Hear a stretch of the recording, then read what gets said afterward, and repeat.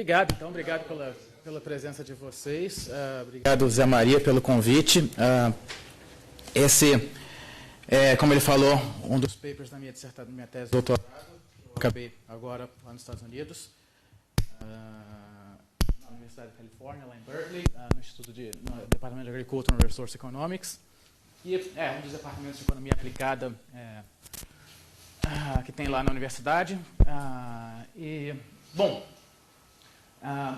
desculpa, a apresentação está em inglês, eu vou falar, claro, em português de vocês, mas, claro, é porque eu também aprontei essa apresentação lá nos Estados Unidos, foi muito preguiçoso para fazer uma tradução de tudo. Mas, enfim, não tem problema. Então, vamos colocar aqui qual vai ser o título, mais ou menos, catchy que eu tentei colocar nesse paper, More or Less, Isn't Less of More, Assessing Environmental Impacts of GMOs in Brazilian Agriculture, né? Bom, qual é então a questão, certo, que eu vou tentar responder nesse paper, certo?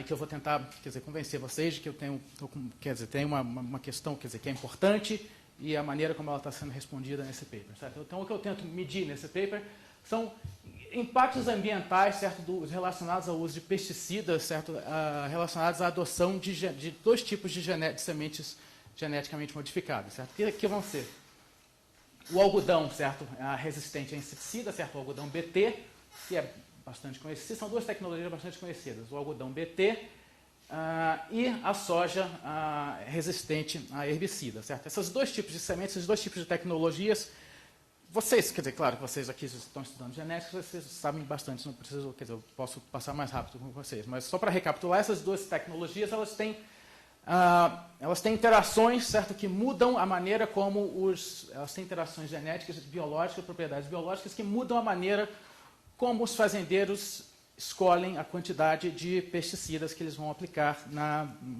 nas suas plantações, certo?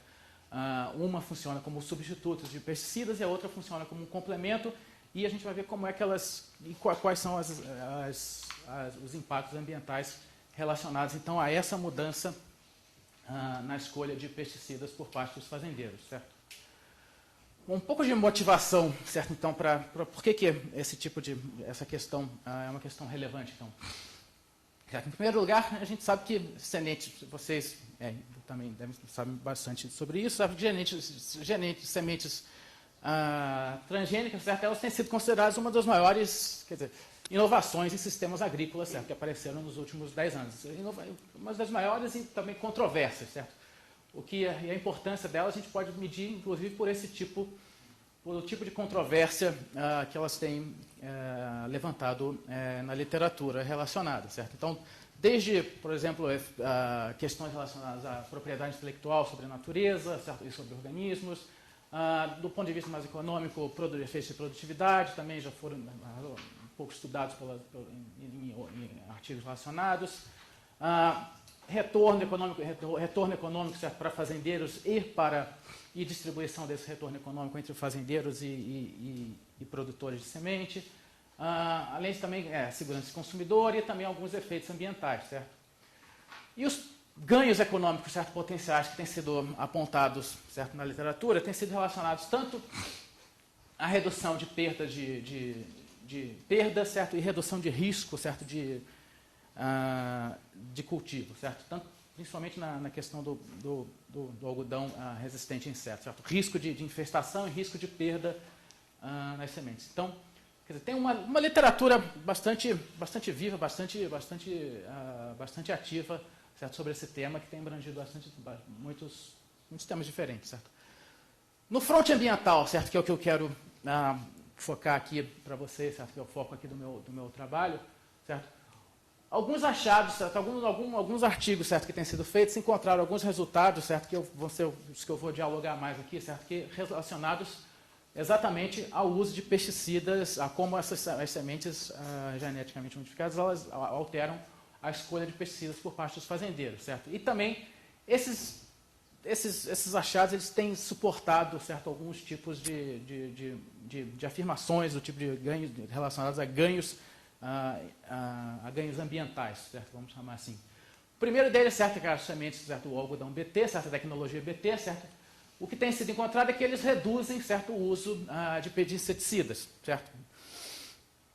A propriedade biológica das sementes, que eu vou discutir um pouco mais adiante, faz com que os fazendeiros substituam, certo, a aplicação de pesticidas pela substância toxina natural que é produzida pela planta GM. Certo? Já a tecnologia Roundup, certo? A Roundup Ready, a tecnologia tolerante a herbicida, ela tem sido encontrado, os resultados que têm sido encontrados é que ela aumenta, certo, o uso, ela tem aumentado o uso de pesticidas, certo? Mas elas aumentam o uso de certos tipos de pesticidas, de herbicidas, que são considerados menos tóxicos, certo, dentro do espectro de herbicidas disponível, certo? Então, também isso tem suscitado a afirmação de que elas também têm gerado então ganhos ambientais por conta desse aumento de uso de pesticidas menos tóxicos, certo? Então, esse é um outro resultado que também tem sido encontrado na literatura, certo? Então, do ponto de vista também de política pública, certo? Isso também também é importante a gente poder entender, certo? A geração, certo? O potencial de geração de externalidades, certo? Especialmente no contexto de agricultura de grande escala, certo? Que é o que a gente vai ver aqui, que é o perfil de fazendas, que vai ser analisado aqui. Certo? Mesmo que não fosse fazendas, continuaria sendo larga escala, que são commodities sendo produzidos, mesmo que a estrutura de produção fosse em pequenos agricultores, mas eles todos usariam práticas muito próximas e impacto ambiental. Né? Sim. Você ter cultivos mais Sim, costuma ser bem geral, e como a gente vai ver, quer dizer, o tamanho, a amostra e o perfil de fazendeiros é bastante diversificado. Dizer, tem gente pequena, tem gente bem grande, então. Mas o quer dizer, que é uma escala suficiente para ter impacto ambiental. Sim, sim. E principalmente nesses cultivos, certo, de soja, que são commodities exportáveis, que geralmente são produzidos em grandes quantidades, então é um impacto ambiental bastante relevante. Certo? Então, o que a gente faz? Então, qual vai ser o que eu faço no artigo? Eu não sei se foi circulado para vocês, mas, enfim, é fácil de ser encontrado. Eu posso também mandar para quem quiser olhar mais detalhes. Primeiro a gente vai mostrar, certo, com base num modelo bem simplificado, certo, de escolha de insumos, certo, qual é o raciocínio econômico que está por trás das hipóteses que a gente vai analisar e de como é que os traits de biotecnologia afetam a escolha de pesticidas, certo? Então, eu vou mostrar para vocês que realmente o trait IR, né, ele tende a diminuir a quantidade de inseticidas, certo? E como é que o trait de herbicida tolerante aumenta a quantidade de herbicidas de baixa toxicidade, certo? Com base, então, nessas duas hipóteses aqui, eu vou falar, na verdade, de maneira bem rápida, eu vou estimar, então, modelos que a gente chama de forma reduzida, certo? Que vão mostrar o quê? Que vão documentar como é que o efeito, certo, desses traits GM para dois tipos de cultura, certo? O algodão e a soja, certo? O modelo de forma reduzida significa o quê? Que eu não vou estar estimando aqui uma função de produção, certo? Que eu vou estar estimando exatamente o efeito direto, certo? Sobre a adoção do trait, certo? Sobre as quantidades, certo? De pesticidas adotadas, certo? E eu vou introduzir também uma medida de impacto ambiental, certo? Que dá conta de agregar diferentes tipos de pesticidas e ver como é que essas medidas de impacto ambiental se comportam com a adoção de tecnologia. Então, na verdade, não é um paper sobre adoção, é um paper sobre consequências da adoção, certo, da biotecnologia. Okay? E a minha estratégia, certo, de identificação, certo, para esse modelo reduzida é o quê? Você usar uma característica bastante interessante dessa base de dados, que é a possibilidade de usar variação dentro de cada fazenda, certo, que eu chamo de intra-farm, no uso de pesticidas, certo, para poder identificar o que a gente chama de um efeito causal da adoção, certo, de determinada tecnologia, do uso de tecnologia sobre o uso de pesticidas, certo? Então, as minhas variáveis dependentes, então, as minhas variáveis independentes vão ser, na verdade, uma variável, uma indicação, certo, de adoção de tecnologia em campos de determinadas fazendas, certo? E as minhas variáveis dependentes vão ser, primeiro, quantidade, certo, de ingredientes ativos, certo? E o que eu vou descrever mais adiante para vocês, que vai ser uma medida que é uma das coisas novas desse paper em relação aos demais que estudaram esse tipo de assunto, é o uso desse Environmental Impact Quotient, que é uma medida também de impacto ambiental agregado, certo? Então, e o que a gente vai ter, então, de resultados, certo? Para adiantar para vocês, contar um pouco o final. Você tem um pressuposto, né? Nessa comparação convencional da SGM, que os usuários dessa tecnologia, eles já reduziram o seu custo de adoção. Assim, quer dizer, aquele problema de adequar o modelo do target, certo? Você adequar o uso dos seus insumos, tá?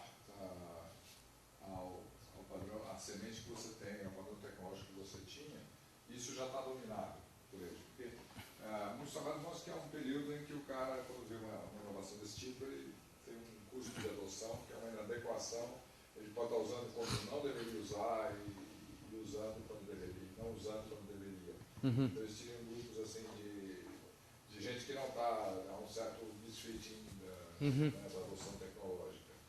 Quando você faz não sei, qual é a sua opinião sobre isso? Porque eu vi que tem bastante artigos em que as pessoas se preocupam com essas características. Eu vou argumentar mais para frente que, na verdade, o perfil de fazendeiro, certo, que faz parte dessa amostra, é um perfil de fazendeiros bastante experientes, certo, em agricultura e bastante experientes na cultura, certo, e com um nível de escolaridade bastante elevado, certo. Então, isso, na verdade, é o que aponta, certo, para baixos custos assim, de adaptação e de adoção, certo. E, além disso, quer dizer, todas essas tecnologias elas são compradas junto com um pacote, certo, de extensão e de instrução, certo, para adoção e para aplicação. Deixa eu usar quando você está olhando, por exemplo, quando você está mostrando a base do Anderson, certo. Teria o cara que começou com o transgênico, no período seguinte ele mudou de volta para convencional e daí volta para transgênico. Você lembra, também tem esse problema, tem algumas pessoas, tem alguns trabalhos que trabalham com plots, né? Eles não trabalham com a fazenda. Isso aí é plot. São agregados de plots, vamos dizer assim. Sei. Porque o plot ele pode estar naquela fase em que o mix do plot, né? Tem uma parte convencional, o cara está fazendo aquele teste de adaptação. Uhum. Então, talvez essa variável pudesse ser uma variável interessante no aperfeiçoamento. Uhum. Sim. Mas infelizmente a gente não tem aqui, quer dizer, quanto tempo os caras estão usando semente, né? Quer dizer, para ter uma ideia mais clara. Então, quer dizer, a gente tem que confiar mais ou menos nessas hipóteses, quer dizer, de que como os caras têm experiência, certo? Têm experiência de cultivo, quer dizer, são caras que, quer dizer, como manejam como uma agricultura de grande porte, então, quer dizer, não é uma agricultura muito familiar, então são caras que têm mais informação, certo? Mais acesso à informação e custam, quer dizer, o custo do cara errar numa agricultura desse porte é bastante elevado, certo? Porque no caso do algodão, o Bruno lá, naquele estudo que a gente fez com o pequeno, tinha bastante estabilidade, né? Sim. Né? O cara que adotava uma coisa ficava naquilo, meio assim, quase que dependência de caminho. Uhum. Mas não quero mudar para lá, né? Não havia assim. Porque o nosso estudo era aquele conjoint analysis. Você mostrava para os caras, aí você dá a primeira hipótese, a segunda hipótese, a terceira hipótese. E a passagem da primeira para a segunda, assim, é muito distante. Quer dizer, o cara que tem a tecnologia que ele usa é a que ele prefere realmente, né? A resistência a mudar para a elasticidade de preço da tecnologia, por exemplo, jogando os diferentes preços, é muito pequena, muito baixa. São realmente estudos interessantes fazer sobre, quer dizer, modelar decisão de adoção, né? Mas aqui, quer dizer, a gente está tomando, quer dizer, que essa decisão de adoção, quer dizer, já foi, quer dizer, dada, certo? Já foi feita e, quer dizer, os caras já estão razoavelmente, quer dizer, acostumados ao tipo de tecnologia, certo? E, bom, é o que a gente também, quer dizer, que é bastante razoável supor também pelas altas taxas de adoção que a gente vai ver, né? Quer dizer, a semente, principalmente a tolerante a herbicida, certo? A semente já está no mercado há bastante tempo, desde 96, mesmo no mercado informal e tudo mais, mas já tem, desde a liberalização, quer dizer, da segunda lei de biossegurança de 2005, 2004, não? A regulação. Certo, quer dizer, que realmente, quer dizer, começou... 2005 ela é perfeitamente regulada. Então, quer dizer, já tem de 2005, a nossa amostra aqui vai começar em 2009, até 2011, Então, quer dizer, já tem um período que os fazendeiros já têm um período de uso dessas tecnologias, certo? E as taxas de adoção também são bastante elevadas, né? Então a gente vai ver que quer dizer, é razoavelmente, quer dizer, seguro supor que eles têm.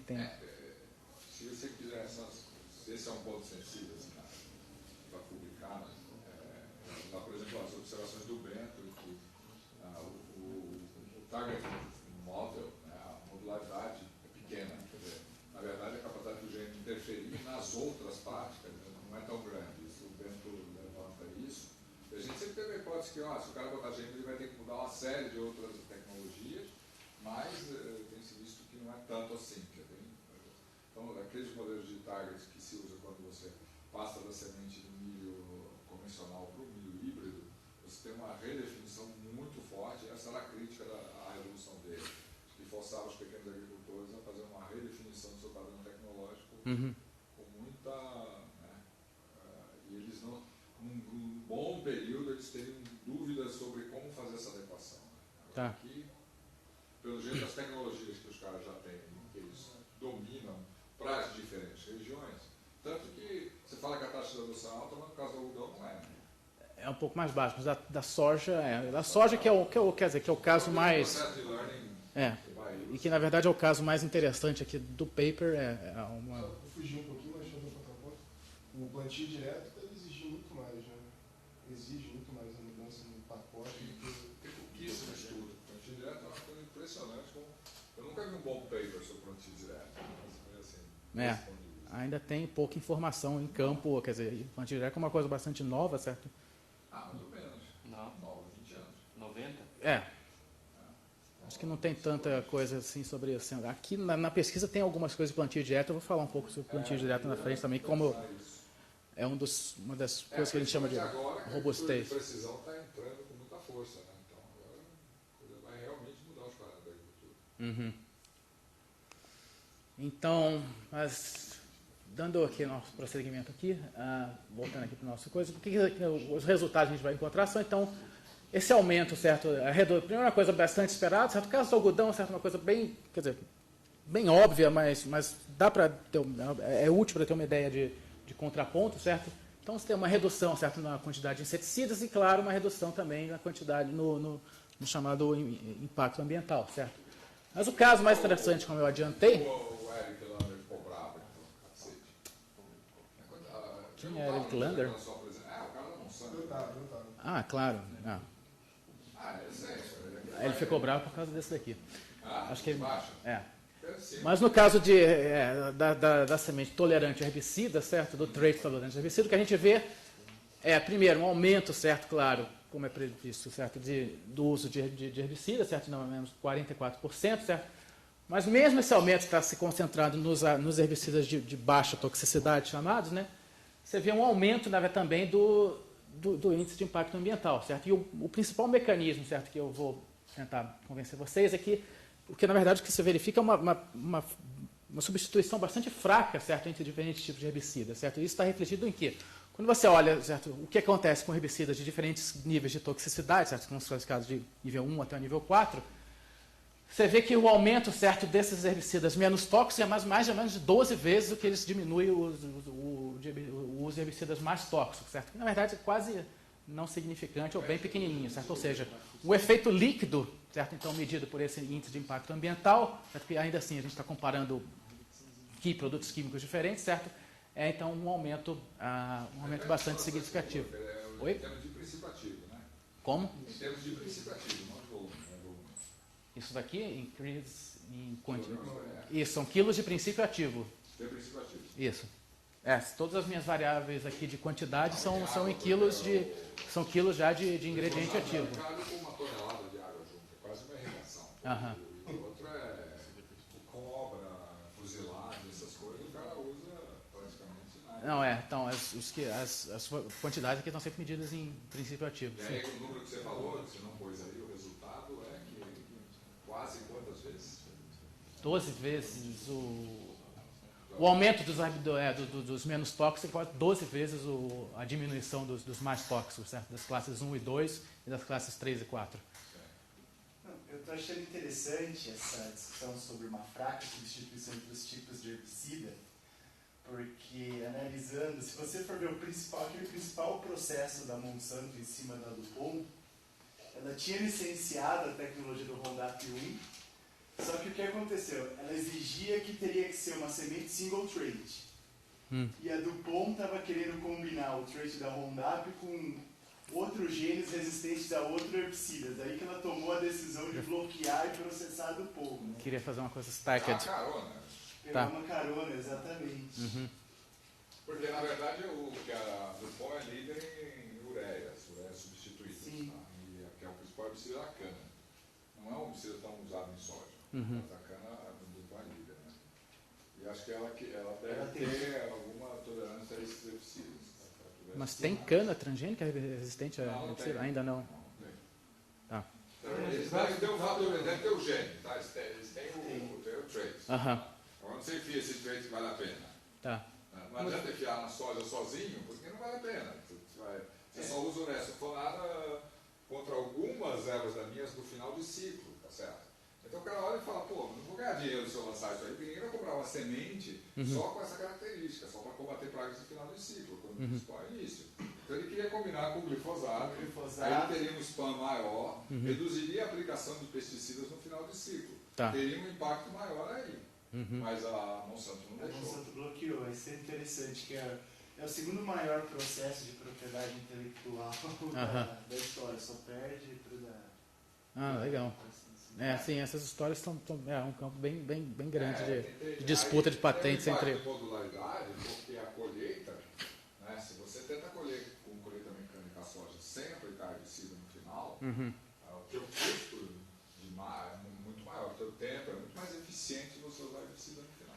Tá. Então, por isso é que não reduz muito também. Não adianta, porque o glifosato não chega até lá. Tá. Não, você não vai aplicar glifosato, né?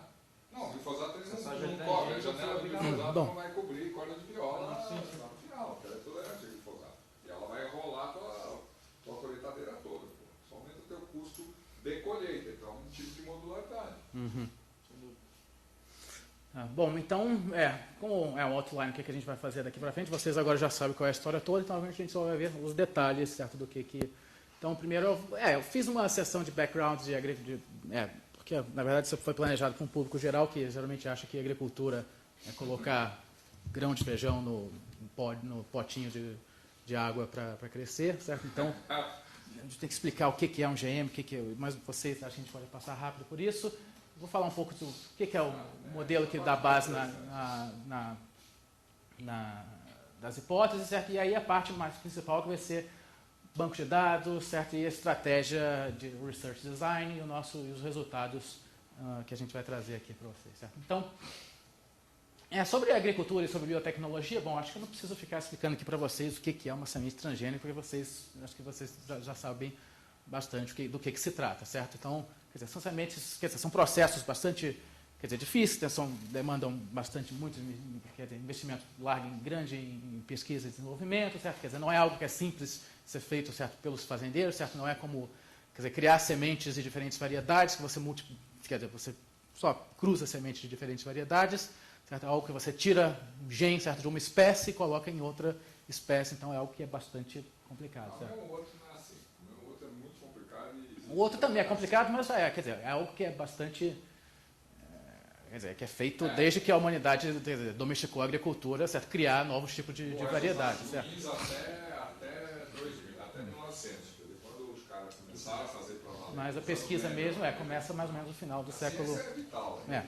Ciência não para. Mas esse tipo de manipulação genética já é feito, desde de longas épocas, né? Mas o tipo de engenharia genética que a gente está falando aqui é algo bastante recente, certo? Uma tecnologia desenvolvida nos anos 80, certo? A primeira sementes GM, certo, de tomate aprovada em 94, na Califórnia, que quase baniu sementes, quase baniu, não, quase, impôs, teve uma votação sobre labeling de transgênicos enquanto eu estava lá, mas, enfim, é algo que está por aí, vocês conhecem bastante esse tipo de tecnologia, certo? Então, essas tecnologias que a gente vai falar aqui são as de primeira geração, certo? Que tem esses traits relacionados à resistência de pé contra pragas, certo? E outros agentes, certo? Primeiro, então, o algodão BT, como a gente já falou, é o gene que vem de uma bactéria do solo, certo? Que produz uma toxina natural, certo? Que ataca lacraias, certo? Mas não ataca outras espécies, outros mamíferos, certo? Então é uma toxina, é um tipo de inseticida natural, certo? E a tecnologia HT, certo? Também é um gene de uma bactéria também de solo, certo? Também que permite a metabolização de alguns tipos de um tipo de herbicida, certo? O glifosato, que evita, certo? Efeitos colaterais. É chato que eu sou agrônomo. Bollworm só é um tipo muito específico, então mais caterpillar mesmo, que ele pega mais coisa que só bollworms. Pega a plusa, pega que come fruta. Esse é o que fura, pro algodão é vital, porque ele fura o bollo, né? Que eles chamam da maçã. Mas, no caso, eles controlam lagartas da soja de vários tipos, né? Então, que comem folhas também. Só tá com lagarta da maçã. Tá. Helicoverpas em geral. Mas só porque aqui a gente está olhando só em algodão, então acho que aqui são os mais... algodão de BT, então bollworms, Certo. Caterpillars ou legal.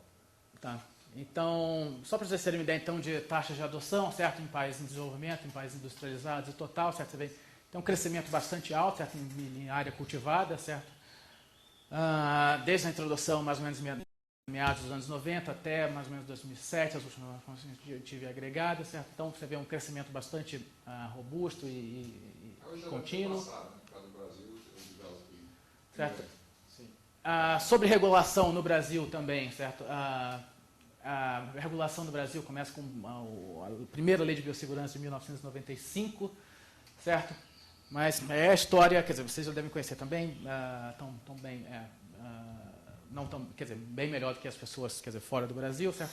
Sobre toda a controvérsia de aprovação ou não, certo, de GMs pela CTNBio, certo? Então, desde a controvérsia judicial, mais ou menos nos anos 2000, quando a CTNBio deu uma aprovação fast track para umas sementes Monsanto, certo? Houve questionamentos, certo, em Ministério Público, certo? E o Poder Judiciário, então, acabou meio que proibindo a comercialização de sementes transgênicas no Brasil. Mas, quer dizer, foi uma proibição que foi mais ou menos, quer dizer, porque na agricultura do Rio Grande do Sul, certo, os fazendeiros começaram a importar sementes, quer dizer, contrabandeadas de Argentina e Paraguai, certo? Inclusive, oi? Importar você está sendo... Não, eu falei contrabandear mesmo, né? Contrabandear, mas as empresas que se deram bem, o Brasil é um país onde o crime compensa. As empresas que se deram bem hoje é Dom Mário, né, e como é que chama o outro lá? Nidera, eles produziam as sementes de Maradona dentro do Brasil. Inclusive algumas são... Assim, sem nenhuma, depois eles são líderes de mercado. Isso é o crime compensa. Né? Se instalaram lá, ganharam mercado, ficaram conhecidos dos agricultores, tá certo? Até hoje, quer dizer, você vê recente essas sementes... Ela fez uma cagada que ela se beneficiou, ela perdeu o mercado pequeno, que era a Argentina, e deu o mercado grande, que era o Brasil. A cagada que ela fez de não usar direitos de propriedade na Argentina. E o que a gente vê até agora, por exemplo, nessas bases de dados, quando se descreve lá a descrição de quais sementes estão sendo usadas, você ainda vê algumas sementes Maradona 10, que os caras, quer dizer, que são... Enfim, mas ainda são resquícios desse período, certo, de contrabando de sementes, certo? Então, em 2004, certo, a gente tem a ratificação do chamado Protocolo de Cartagena, certo, que começa a estabelecer requerimentos de segregação, certo, e coexistência entre cultivos, que é o que também dá uma certa base para a nossa estratégia de identificação que a gente vai usar depois, certo? E também em 2005, então, você tem a nova lei de biossegurança, certo? Que então começou, quer dizer, liberou, certo, a comercialização de sementes, quer dizer, colocou ordem na autoridade da CTNBio de descrição ou não na exigência de testes ambientais. E, certo, então, quer dizer, a partir de 2005 é que a gente pode considerar mais ou menos o processo, quer dizer, o período de de comercialização generalizada para outras regiões, certo? Fora do Rio Grande do Sul, por exemplo, que já não são sementes, quer dizer, que podem ser usadas na Argentina, quer dizer, por expansão para as outras regiões, principalmente para o centro-oeste, certo? Então, O protocolo de Cartagena até hoje não foi regulado. Nós tivemos aqui no Brasil 2006 a rodada, né? Depois ela 2009 até hoje, 2012, e as COP-MOPs lá continuam. Acho que a nossa foi a 6, deve estar na 8 ou a 9, mas não conseguiu fazer isso. Não consegue fazer passar. Vem cá, O requerimento de segregação. esse delay que você falou do cultivo de transgênico no sul e do centro-oeste, será que não tem a ver com a adaptação da variedade para a região centro-oeste? Você pegar uma semente no sul e plantar no centro-oeste, ela vai ficar com palmo, né? sim. Floresce com palmo. Então, antes desse período, quer dizer, você via uma concentração muito grande no sul, certo? Nas sementes que eram trazidas, certo? Adaptadas no mesmo clima, parecido em Argentina e Paraguai, certo? Mas aí depois você vê essa expansão pela introdução de variedades também, quer dizer, adaptáveis a clima e solo do centro-oeste. É muito mais fácil produzir semente de soja no Rio Grande do Sul do que aqui. Aqui é um decaimento do rigor muito rápido. No Rio Grande do Sul você consegue fazer semente pirata. Ou você produzir sua própria semente com tranquilidade. Até um hábito que os agricultores têm, meio cultural, eles ficam meio putos de ter que comprar semente. É uma coisa... Até hoje, né, falando, o Gerhard Berger falou isso pra gente. Até hoje eles têm uma coisa meio tradicional. Os agricultores do sul, pelo que eu também conversei com o pessoal, quer dizer, que faz a pesquisa com o pessoal das férias, eles apontam disso, mas os caras do centro-oeste eles já não têm, quer dizer, é um fazendeiro de perfil, quer dizer, totalmente diferente, são os caras mais novos, né? Quer dizer, de mais escolaridade, então, quer dizer, Eles podem botar uma unidade de produção de sementes dentro da fazenda, tem que fazer uma integração vertical. Mas ainda assim é uma coisa bastante custosa, você tem que ter uma operação realmente bem grande para justificar ter uma operação de produção de semente, certo? Isso é algo que eu, quer dizer, fui conversando aqui com o pessoal da Embrapa aqui no campus. Né? Certo? Então, só para vocês terem uma ideia da taxa de adoção, certo? A gente vê, certo? Na amostra, como alguns de vocês conhecem a base de dados, certo? Tem algodão, milho, certo? E soja, certo? Então a gente vê, o interessante dessa base é que a gente vê que o algodão transgênico foi lançado em 2008, então tem todo o processo, certo? De adoção, que teve um crescimento bem rápido. Principalmente de algodão também resistente a insetos. Eu também faço algumas estimações com algodão, mas eu vou reportar aqui são as com milho, mas o que eu vou reportar aqui são as de algodão, certo? Você tem também um aumento também bastante da soja, certo? Bastante sólido, certo? Grande taxa de adoção em 2011 e pelo que eu tenho lido também, as pesquisas mais recentes também mostram ainda maior, quer dizer, a última vez que eu tive com eles já tiveram, quer dizer, me contaram assim, mais evidência anedótica de que eles estão começando a ter dificuldade de encontrar fazendeiro usando semente convencional. Certo? Então, quer dizer, a comparação deles que eles também fazem eles estão começando a ter dificuldade, certo? De amostra com fazendeiros que usam. O Emílio Rodrigues da OECD vem aí. Eles têm um projeto chamado PRICE, que é exatamente um projeto de avaliação de segregação, tentando estimular, dar incentivos. No começo, aquela discussão que a gente fez em relação ao protocolo de Cartagena. Quer dizer, o Brasil deveria aproveitar esse nicho de mercado. O Brasil é um grande player, o Brasil não é um player pequeno, como um nicho de mercado. Um nicho de mercado convencional. Se vocês proibirem a soja transgênica no Brasil para que a gente seja nicho, o prêmio vai zerar, vocês terão zero de prêmio. Certo?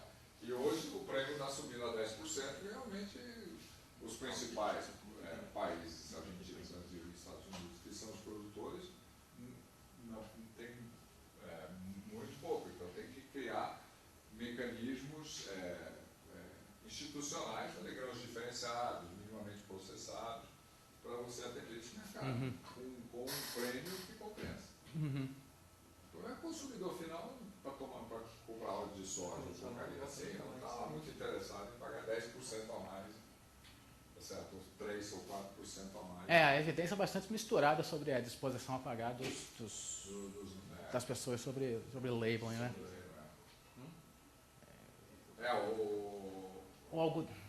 Muito mais o controle dos supermercados, querendo fazer um marketing em cima, achando que esse marketing compensa, tá certo? Que é o chamado labeling voluntário, do que o efeito do labeling mandatório. No Brasil é mandatório, claro. No Brasil tem valor agora. Bom, e aí também tem a evolução aqui de taxa de adoção de algodão, aqui também tudo em percentagem de área plantada, isso aqui já é da minha amostra, certo? Quer dizer, Aí você vê que o problema nosso é também não ter um painel crescendo, legal, né? tem essa diminuição aqui, pra certo, trás, da né? taxa de algodão, que na verdade eu não sei muito bem qual é a explicação dessa queda aqui, certo? Se é algo relacionado a preço de semente, ou praga, ou ano, eu realmente não tenho muita informação. Mas, de qualquer maneira, certo, é uma taxa bastante, quer dizer, de uso bastante elevada, certo? Então,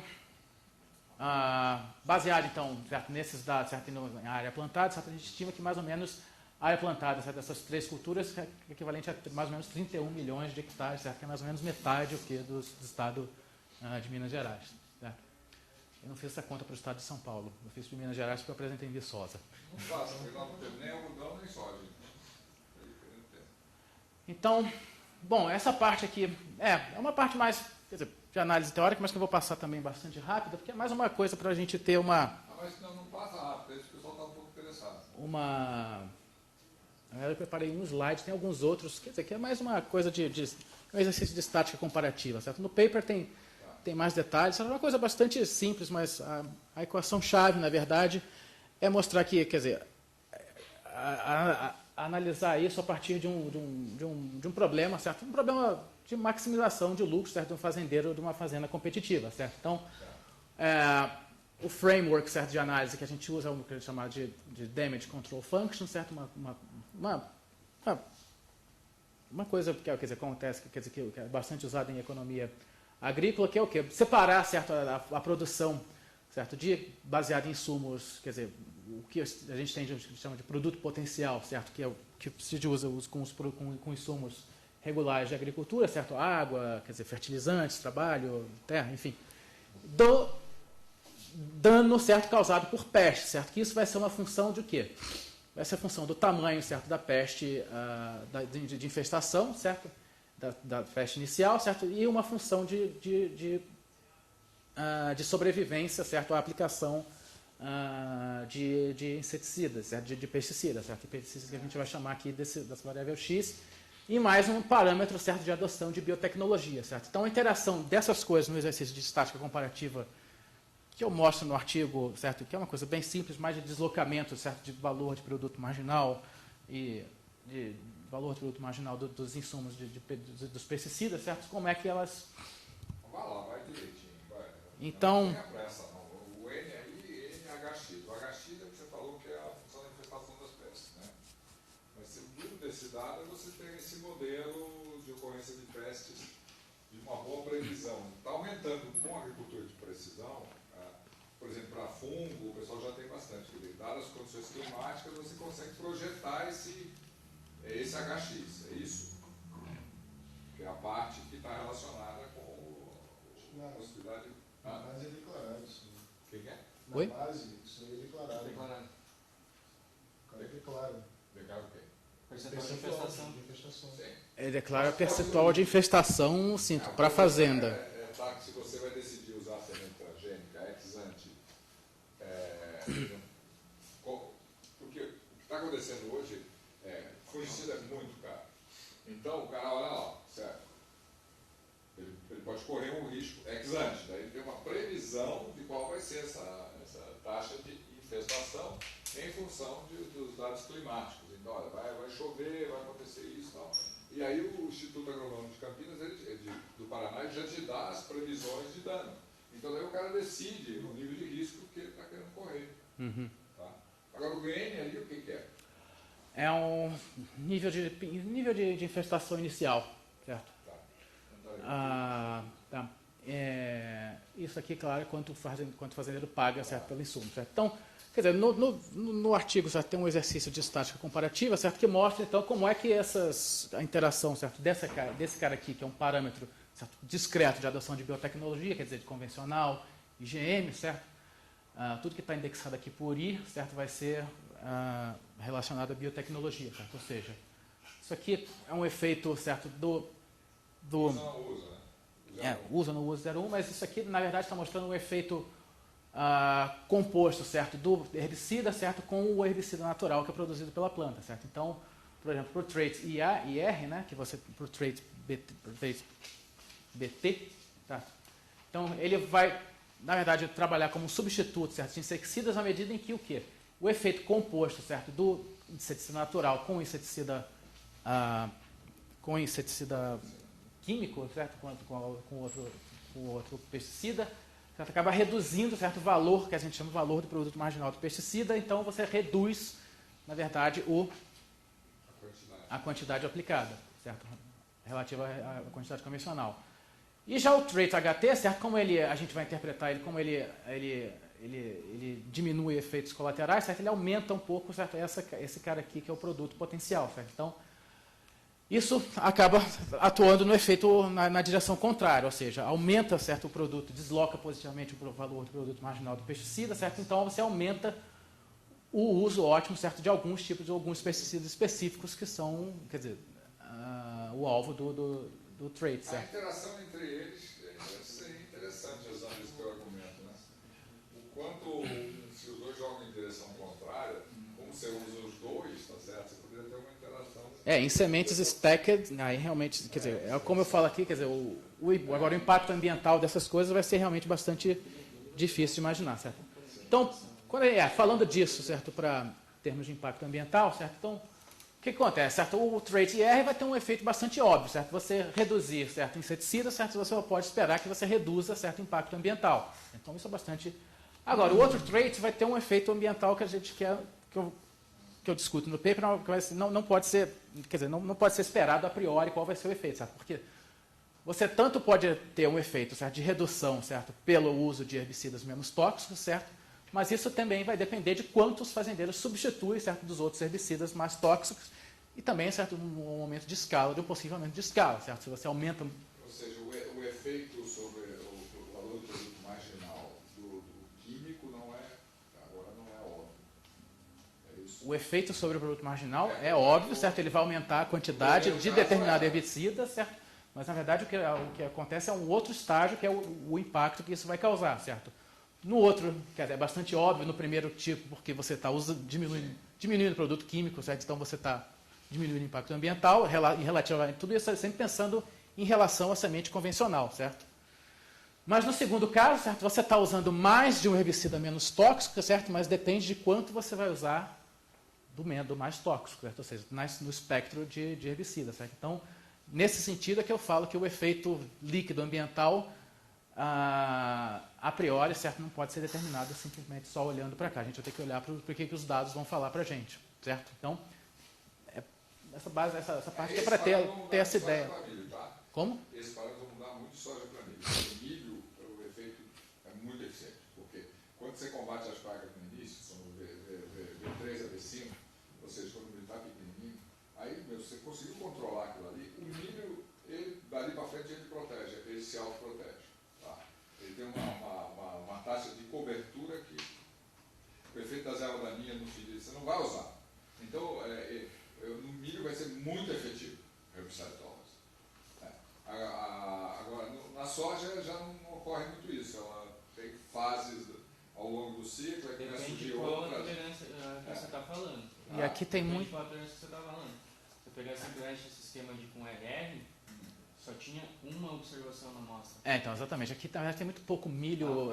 Acho que a introdução do milho é... Mas já tem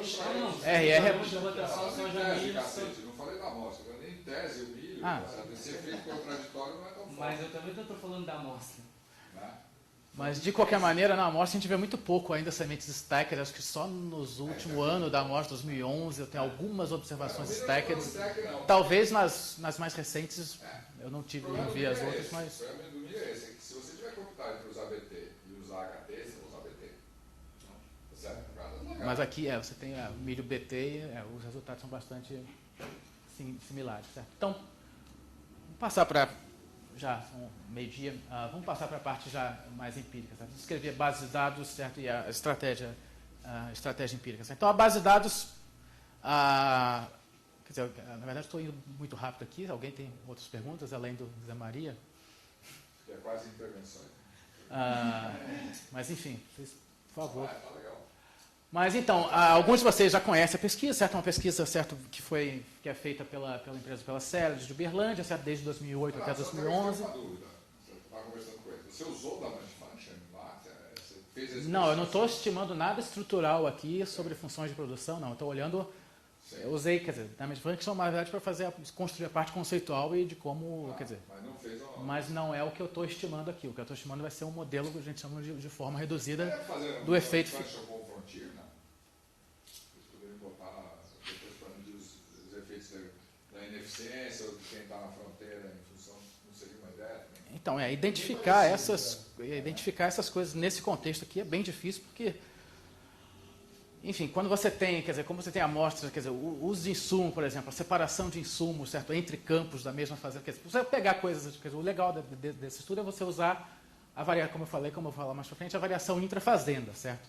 Mas para fazer esse tipo de análise, certo, com dados intrafazenda, a separação de insumos, certo, de outros insumos de trabalho pelo fazendeiro é muito pouco crível, certo, que eles tenham controle, por exemplo, de trabalho. Quanto é aplicado de trabalho num campo convencional de campo transgênico? Ou quanto é aplicado de combustível, maquinário. Quer dizer, isso tudo eles querem falar, isso aí é proporcional ao que é o terreno, ao tamanho do terreno, certo? Que é o que mais ou menos governa lá o negócio da amostra. Mas alguns insumos, por exemplo, a aplicação de fertilizantes, aí é algo mais crível, certo? Que dá para saber quanto o cara aplicou em um e outro. Mas grande parte dos outros insumos é muito pouco, então para estimar estruturalmente uma função, eu vi essas dificuldades nessa amostra, então por isso que eu preferia partir para essa coisa mais forma reduzida, certo? Mas é algo que, em princípio, quer dizer, aí você fazer isso, quer dizer, a nível de fazenda, aí você vai ter outros problemas de seleção, certo? Que aí eu perco a identificação intrafazenda, aí eu vou ter outros problemas de seleção, quer dizer, entre as fazendas que adotam e não adotam, outros caras que vão acontecer. Aí você teria que usar dados referentes, por exemplo, ao perfil de fazendeiro, certo? Aos dados educacionais que não são tão bem coletados pela base de dados que vocês devem saber, né? Alguns anos, 1 ou 2 anos, eu acho, enfim, nível de escolaridade, assim, o perfil, quer dizer, socioeconômico do fazendeiro, né? Então isso acaba também prejudicando identificar coisas extra fazenda, certo? Mas a variação intrafazenda está lá, certo? E esse é o grande, quer dizer, barato dessa base de dados, principalmente em relação, por exemplo, comparando ao censo agrícola, certo? Aos microdados do censo agrícola, que a unidade são só fazendas, você não tem essa variação intrafazenda, né? Também não tem tanto detalhamento quando a gente tem. Mas, enfim, é uma pesquisa sobre custos e receitas, certo? Em produção e adoção de biotecnologia. Tem sido conduzida desde 2008 a 2011. Os dados de pesticida foram para as temporadas de 2009 a 2011. E, como eu falei para vocês, a informação ela é desagregada por tipo de fazenda, por tipo de cultivo, certo? E por tipo que eu chamo aqui de trait ou field, certo? O que é isso aqui? Para cada fazenda, certo? Você tem potencialmente, para cada fazenda, para cada cultivo, certo? Você tem potencialmente múltiplas observações. Tem observações para os campos, todos os campos cultivados com sementes convencionais e os campos cultivados em sementes transgênicas, certo? Não é exatamente campo, porque assim, cada fazenda tem vários campos, certo? Não existe um campo só, certo? Então, mas o agregado desses campos é o que consta na base de dados. Uma curiosidade sobre a base. Eles chegam a separar, por exemplo, BT1 para BT2, RR1 de RR2? Não? Não, o que a gente tem, que a gente observa é só... É possível. É possível, mas você aprende na chave, né? Você tem que é o que o Juninho está fazendo. cima disso, né? Chamar BT2, você chama o que seria? É o Bobert 2. É o Bobert 2, não é o 1810. Você tem, na verdade, na fazenda, quer dizer, nos... Está tudo agregado por trait. É agregado por trait, mas tem algumas observações também que eles têm o tipo de semente, certo? Mas aí tem algumas coisas que... É o cultivar, certo? Então você pode identificar pelo cultivar. O que eu estou imaginando, mas não está futuro, quando tiver uma base, mas reproduzir, por exemplo, essa análise para intacta, que tem os dois traits, tanto HT quanto hashtag, quanto B. Sim, intacta sim. Aí é quase um field trial, né? Quer dizer, você está olhando dentro da fazenda... Agora é o mainstream, né? O destaque pela baixa vai ser o carro-chefe da semente. Tá. Então, quer dizer, o nível de desagregação então é esse, quer dizer, fazendas, certo, cultivo, certo, e diferentes tipos de sementes, certo, convencional e GM tem esses três tipos, esses três cultivos, soja, milho e algodão, certo? Os principais traits são os traits HT para soja, certo? E os traits insect resistant para cotton, para algodão e milho. Tem algumas observações, certo, sobre plantas stacked, que são bem, acho que no último ano só, acho que em 2011, mas também são coisas bem marginais, então essas eu também tirei da amostra, mas sem... E outra coisa, além disso, aqui é o seguinte, a participação, certo, dos fazendeiros, certo, em cada ano da pesquisa, certo, é voluntária, certo? Então, quer dizer, manter os fazendeiros, quer dizer, o que o cara tem que ligar, marcar uma entrevista com o fazendeiro, se o cara quiser ou não responder, passar lá 1 hora, 2 horas com o cara entrevistando, ele decide se vai ou não. Então, quer dizer, a taxa de atrito, certo, desse tipo, dessa pesquisa é bastante alta, certo? Ou seja, você tem apenas 6 caras, eu acho, que responderam a pesquisa nos 4 anos da pesquisa, certo? Apenas 32, certo? Nos 3 anos, e aí, quer dizer, para menos no período de tempo, você tem mais caras, né? Não necessariamente adjacentes a esses 2 caras, mas... Porque de 1909 são headcounts, né? São 909 diferentes fazendeiros? 909 plots. 909 plots. Qual é mais ou menos a ideia? Não, peraí. São 909 fazendas. 909 fazendas são o que a gente chama de... Está lá como código do produtor, certo? Ou seja... Não é só o Zé Maria, na verdade é o Zé Maria produzindo na fazenda A. Se tiver o Zé Maria produzindo na fazenda A e na fazenda B, essas 2 caras são diferentes. Né? Então são 900 fazendas, eu estou chamando de fazendas, ok? Ou propriedade. Ou propriedades, enfim, mas que podem ser, quer dizer, do mesmo cara ou não, mas elas estão separadas porque são 909 propriedades. É o mesmo cara tomando decisão, só que pode tomar decisões diferentes. Para cada... Agora, ali 141 observados em 2, então pelo menos... Em 2 anos você tem uma certa estabilidade agora. Né? Mas ainda assim. É. Mas como você tem esse uso de fazendas, quer dizer, de dados intrafazenda, certo? E essa é a grande, quer dizer, o grande diferencial dessa pesquisa. Então, para a gente ter uma ideia, certo, do como é que está a distribuição espacial desses caras, esse que é a distribuição das fazendas de todo mundo, certo? Já, quer dizer, não está considerando dupla contagem nem nada disso, mas quer dizer, um total de 442 caras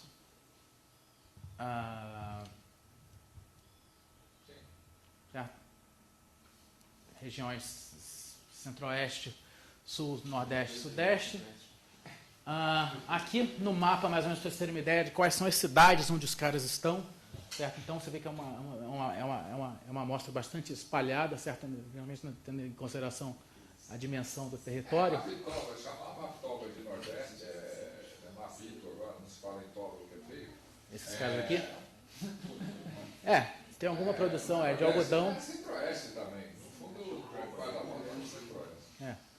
E para soja você também tem alguns caras, quer dizer, bastante espalhados também. Mato Grosso, alguns em Minas Gerais, a região deles, certo? Paraná, Sul, Mato Grosso do Sul, alguns aqui também no Nordeste. Então, quer dizer, quer dizer, a abrangência geográfica também é bastante grande, certo? Quer dizer, em comparação, quer dizer, pode não ser uma amostra fielmente representativa, mas pelo menos algo que é bastante, quer dizer, a gente tem bastante heterogeneidade nos caras que a gente tem. Os principais centros produtores mesmo. Então, o algodão, então, é totalmente...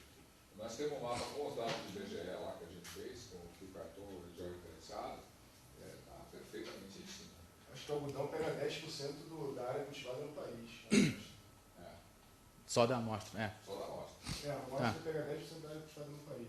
Uhum, tá. Então, quer dizer, é bastante representativa, certo? Pode não ser tão representativa quanto no censo, mas, quer dizer, vamos dizer assim, a segunda melhor fonte de informação que a gente tem sobre microdados de agricultura, além do finado censo agrícola.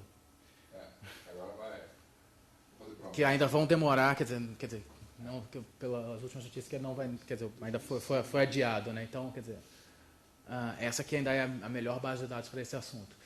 Bom, a estratégia empírica, então, certo? Como eu falei para você já, que eu tenho informação, certo? Diferentes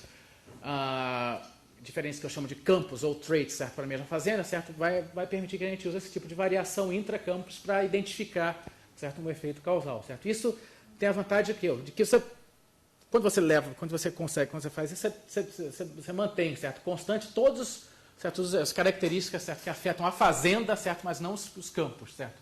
Ou seja, a capacidade de gerenciamento do cara que está na fazenda, certo, preço de insumos e de produtos, você também não tem, né, a mesma, quer dizer, tudo o mesmo para o tipo de fazenda, localização, clima, certo, tudo está sendo afetado relativamente homogêneo à fazenda, certo? Clima, certo, quer dizer, mesmo você tendo fazendas bastante grandes, certo? Clima, ainda mais, quer dizer, como você tem observações anuais, certo? O clima é bastante, quer dizer, correlacionado entre regiões. Então, quer dizer, um choque que afeta 1 quadrado, certo? Nos melhores dados que a gente tem de clima, que são entre os dados que são produzidos lá pela East Anglia, certo? Que são os baseados em latitude, longitude, meio grau, certo? Você observa uma grande correlação espacial de mais de 0,9, eu acho, em termos de pluviométrio, todos os dados de clima, certo? Então, quer dizer, mesmo que as fazendas sejam bastante grandes, é razoável supor que os choques são bastante homogêneos em cada fazenda. Certo? Bom, mas ainda assim, certo, mesmo controlando para esses fatores, certo, que eu chamo de agregados a nível de fazenda, certo, ainda tem alguns problemas potenciais. Certo? Primeiro é que você pode ter, certo, diferenças ainda sistemáticas, certo, de qualidade de terra entre os campos, certo, dentro de determinada fazenda. Então, se você tem essas diferenças, isso pode ainda causar algum viés, certo, nos coeficientes. Mas eu vou mostrar para vocês que, quando a gente olha, certo, algumas estatísticas a gente vê separadas por campos, principalmente a aplicação de fertilizantes, certo? A gente não vê diferenças significativas entre um tipo de campo e outro, ou seja, isso está indicando mais ou menos que a qualidade da terra é razoavelmente homogênea, certo, entre os campos. E com relação à diferença de pressão de seleção, pressão de infestação, a surgimento de planta resistente, porque essa é a grande crítica que se faz ao damage function, né? A esse modelo. Você tentou controlar isso, você assumiu que existe?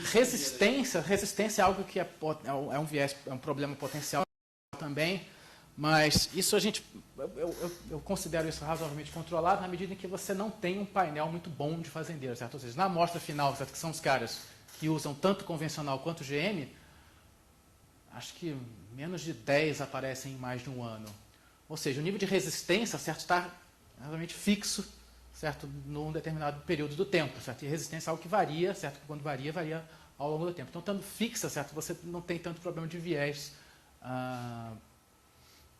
que pode estar poluindo os resultados daqui, das minhas estimações, certo? E eu também faço algumas estimações com os caras que aparecem só exatamente em um ano, certo? Então, também os resultados também não mudam. Então, quer dizer, o problema de resistência acho que é razoavelmente controlado por causa desse tipo de observação, certo?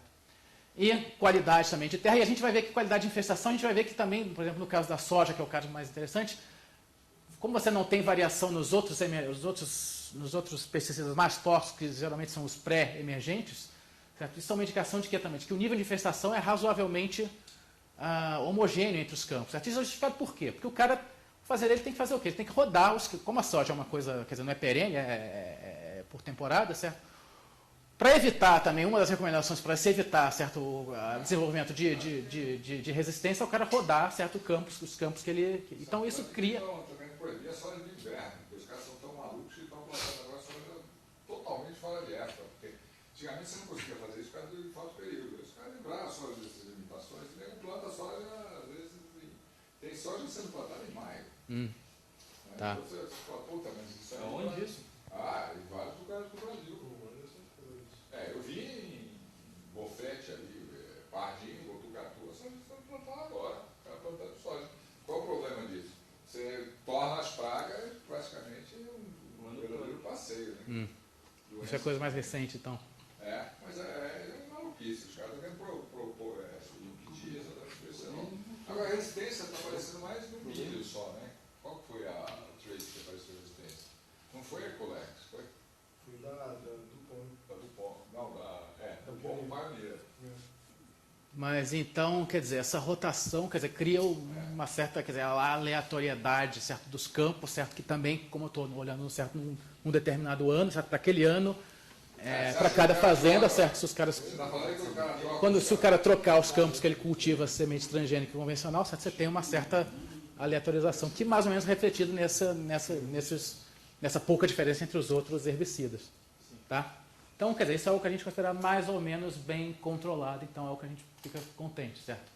Mas ainda um outro problema é que você só está considerando, certo, os caras que adotam, certo? Ou seja, só tem cara, não estou considerando não adotantes. Então, isso pode criar um problema de seleção, certo? Que realmente existe, você tem algumas diferenças significativas entre caras que estão na amostra e estão fora da amostra, mas eu vou tentar argumentar aqui com vocês que são vieses. Se essas diferenças introduzem algum viés, certo? Elas vão ser, na verdade, a meu favor, ou seja, no sentido de subestimar o efeito, principalmente o efeito da soja sobre o herbicida, certo? Tá, mas então, Renato, aquele cara que não usa, ele não entrou na amostra.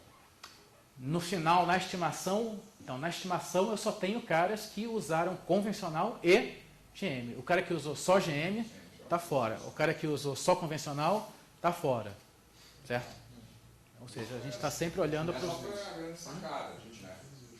Então, Só para voltar, porque esses são os pontos mais importantes, tá? Na hora que você pode falar que self-selection, self-selection, mas você não está estudando adoção, você está estudando impacto. Se você estiver estudando adoção, a razão do cara estar adotando ou não está adotando, aí estaria criando um viés. mas mesmo assim, o impacto pode ser diferenciado por tipo, você tem algumas características... Dentro do grupo que é adotante, certo? E o que eu vou, na verdade, quer dizer, como a gente vai ver, a gente vai ver que os caras que estão na amostra são caras mais qualificados no sentido de educacional, certo? Nos casos de formação de escolar. Oi? Desculpa, não. O que você está dizendo, eu acho que tem a crítica de que quem adota já é um mais produtivo, já é um cara mais intensivo. E aí você dá esse viés do resultado. Sim, mas o que eu vou argumentar é que, como os caras são mais educados, eles vão tender a ser mais eficientes, certo? Se a educação se transforma em eficiência, certo? Seria no sentido de ser mais eficientes. E se o argumento, o efeito seria de aumentar certo nível de um insumo, certo? O cara que é mais eficiente que a média vai aumentar menos, certo, do que a população, certo? Então isso na verdade está trazendo o meu resultado para baixo, certo? Ou seja, se tem algum viés, ele está na direção certa para mim, ok? Então vamos olhar então para as estatísticas que a gente tem aqui sobre, primeiro de todo mundo, certo, que planta dos plantadores de algodão, certo? Qual é o perfil dos caras? Então são os caras bem. Vocês já devem ter olhado para os caras que estão trabalhando com essa base. Certo? São caras bastante grandes, certo? A receita deles também é bastante. Tudo aqui está convertido em dólar, tá? O custo é alto pra cacete. Custo de fertilizante, pesticida também é bastante alto, certo? Em relação ao custo total. Você tem a certa idade, a certa experiência dos caras, certo? Como eu tinha falado para vocês, algo bastante elevado. São caras com mais ou menos de 20 anos de experiência. Distribuição aqui. E também o nível de escolaridade, a gente vê que são caras bastante certo educados, ou seja, 58% dos caras aqui, certo, tem alguma formação universitária, certo? Ou seja... Mas isso é o proprietário ou é, sei lá, alguém da família, o filho, pode ser... É o cara que Foi entrevistado. é o responsável pela operação. O responsável técnico. Certo? Isso aqui para algodão, para soja também a gente tem a mesma coisa. Quer dizer, são os caras bem grandes, certo? Uma operação bem grande.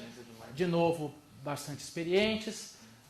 E de novo, com um nível de escolaridade, certo? Bastante alto. Certo? E a gente vai ver que, na verdade, na amostra... Entre os caras que estão, no final, os caras que estão e que não estão, eles vão ser ainda ter mais escolaridade do que o total da amostra. Então, olhando para Desculpa, volta ali o custo só. olhando aqui para a soja, certo? Por exemplo, custo de pesticida, certo? Em frente ao custo total, custo de fertilizante também, quer dizer, o custo total é bastante elevado, certo? Em relação à margem também é bastante elevado. Percentual de variação, estou mais ou menos em torno de quanto? Só baixo. Ela é assimétrica, né? Ela é assimétrica para a esquerda, né? Essas distribuições todas. Acho que sim. Mais próxima dos menores valores. Bom, olhando também para as estatísticas que eu tive, como eu te falei, entre intrafazenda, certo? Então a gente vê que elas não têm quer dizer, nenhum cara aqui, certo? Área, certo? Entre plots convencionais e insect resist também não são extremamente diferentes. Produtividade, certo? Aqui ele é um pouco maior aqui no convencional, certo? Mas também, de novo, a diferença estatística não é... Isso aqui é uma comparação simples, eu não estou levando em consideração o tipo de semente, certo? Tipo de variedade, nem nada disso. Então, quer dizer, tudo isso pode estar poluindo esses caras aqui. Não é um field trial, certo? Os custos diretos e margem também, de novo, esses caras aqui também são relativamente homogêneos, mas tem aquele problema, como eu falei para vocês, de identificar exatamente o custo que vai para um plot e custo que vai para o outro, certo? Então, mas esses caras aqui, então, a indicação de gastos em fertilizante em um plot, outro, isso é algo mais que o cara tem mais controle, certo? É mais crível que o fazendeiro tenha controle. E, de novo, você não tem uma diferença também significativa entre o campo cultivado convencional e o campo cultivado IR. Então, esses caras aqui já são os caras que estão na estimação, ou seja, viés potencial, certo, devido à qualidade de terra, é algo que realmente está razoavelmente controlado aqui nessa amostra, certo? Esse custo algodão. direto está inserido em trabalho? Sim. Custo de trabalho está... Oi? Certeza, acho.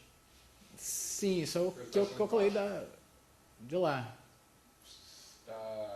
Não, porque depois ele tem custo indireto, né? Na base. Tem os outros custo custos que eles chamam Os direto. outros custos. Aham. Né?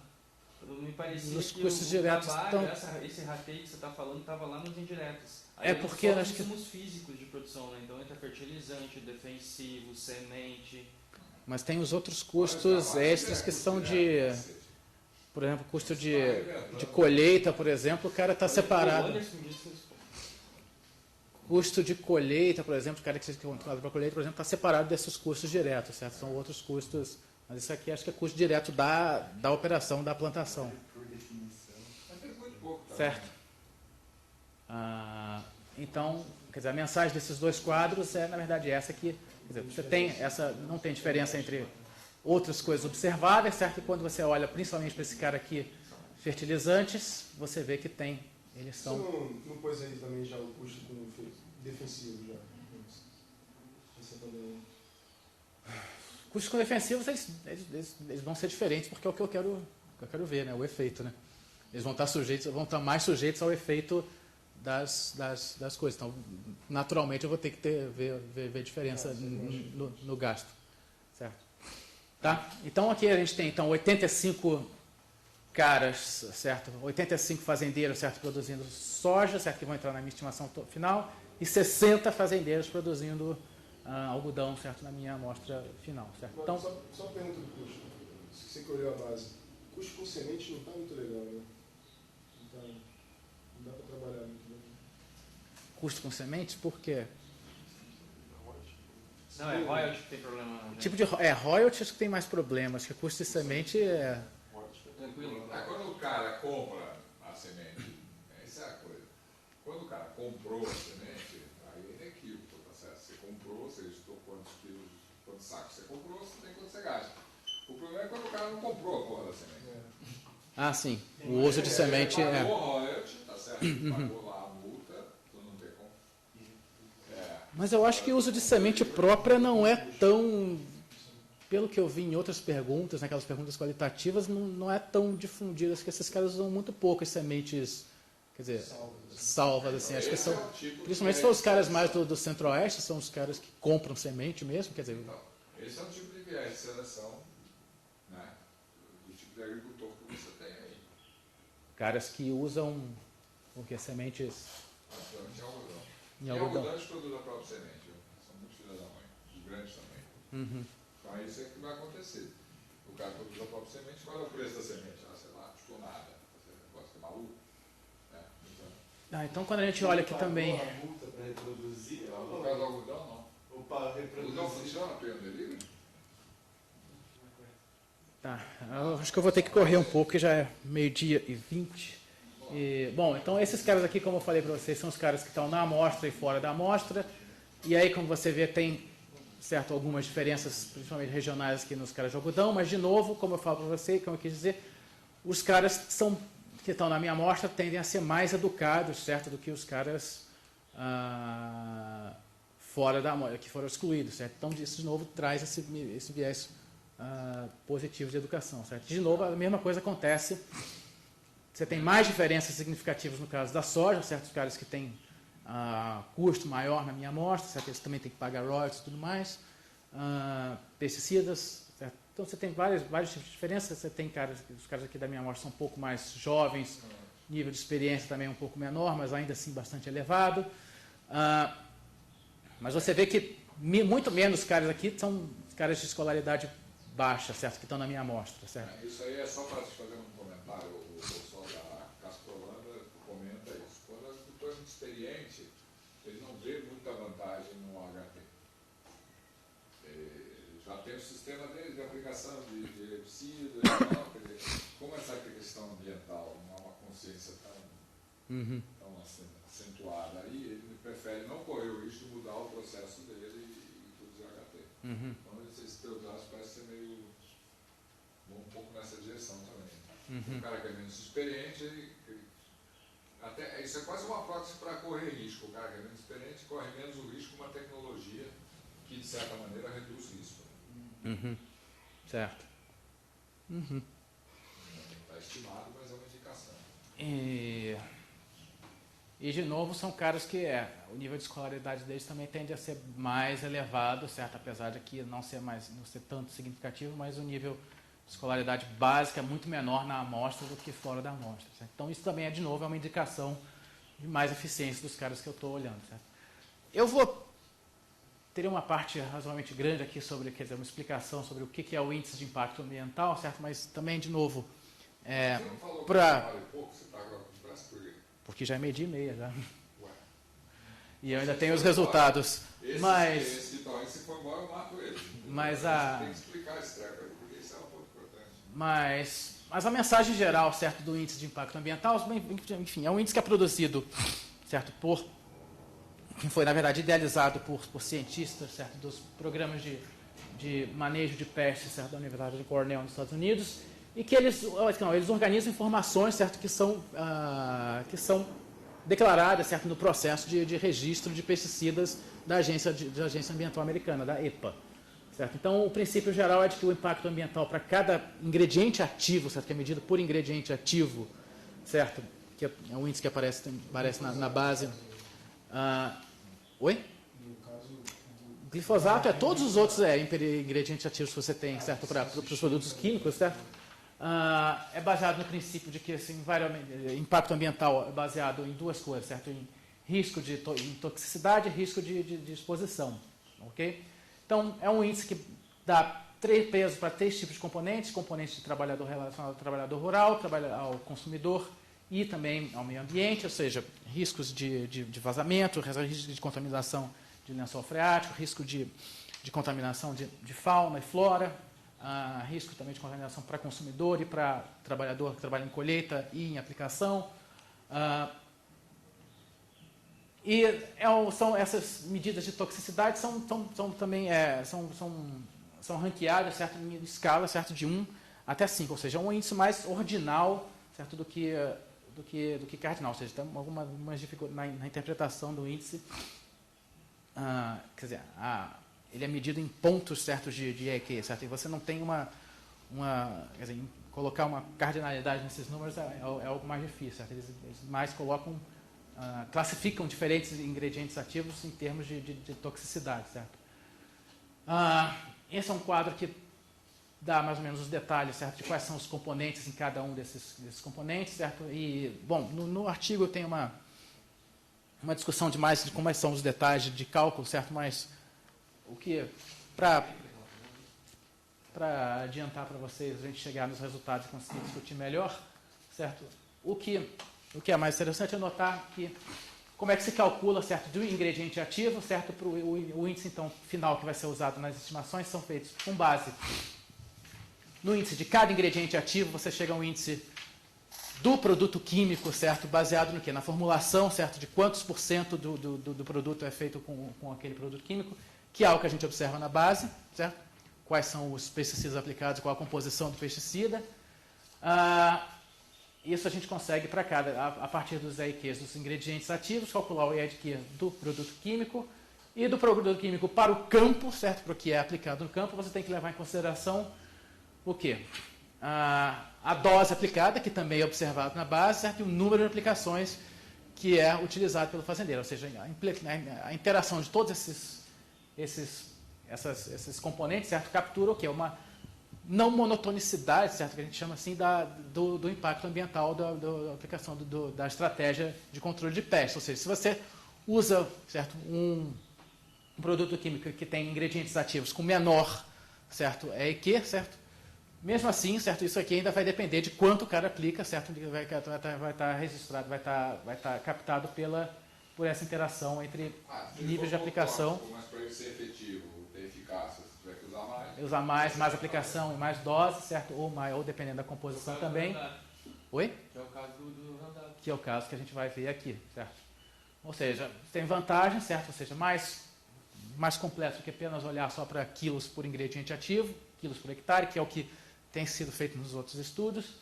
Até compatível, é bastante importante com o que a gente tem, certo? E a implementação também é bastante simples, certo? Existem outros também índices de impacto ambiental alternativo, mas também são, por sua vez, bastante mais complicados para implementar, certo? Mas tem alguns desvantagens, certo? Que primeiro, você tem dificuldade dessa interpretação cardinal e você tem uma forma funcional bastante limitada, que é uma coisa bem linear, então, ou seja, o efeito pode seguir outras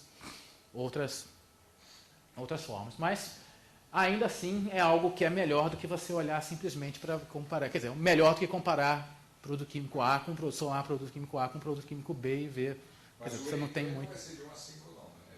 Não, aí o número final, ele acaba, por essas outras medidas que encontra, você tem uma... Isso vai dizer que não é cardinal, né? Não é só ordinal, porque ele vai acabar, se você multiplicar por um... O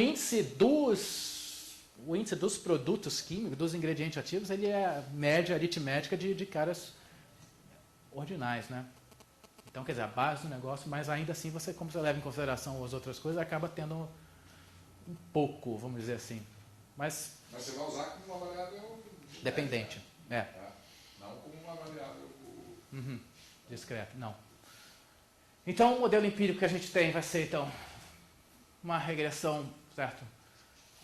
Bem tranquila, certo? Com variável, o que a gente vai estar interessado aqui é o coeficiente relacionado ao trait, certo? Que vai estar ser aplicado em cada campo, certo? Field de aplicação, certo?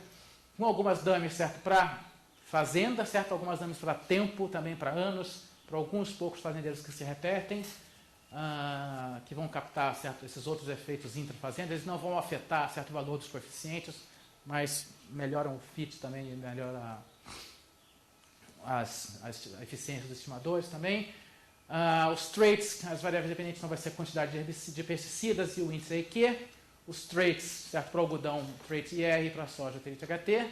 E efeitos fixos para captar outras coisas possíveis que podem estar afetando a aplicação dos pesticidas. Certo? Então, primeiro round de resultados, então, para algodão, certo, a gente vê que a adoção, certo, reduz, certo, o uso de inseticidas de ingrediente ativo, certo, em quase 1 kg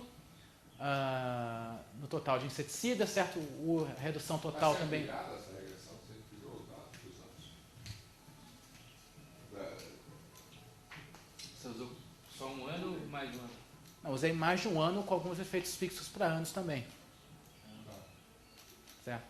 Aqui tem alguns efeitos fixos para anos também. E efeitos fixos também para fazendeiros, certo? Mas eu também olho depois para a amostra, quer dizer, de caras que não se repetem, ou seja, esses caras aqui também já não saem fora, mas os resultados acabam sendo bastante similares. O LS, o que é? O real nível oeste, o que é? O estimador é um estimador OLS, certo? Com variáveis de dano, certo? E os desvios padrões, quer dizer, eu faço várias especificações, certo?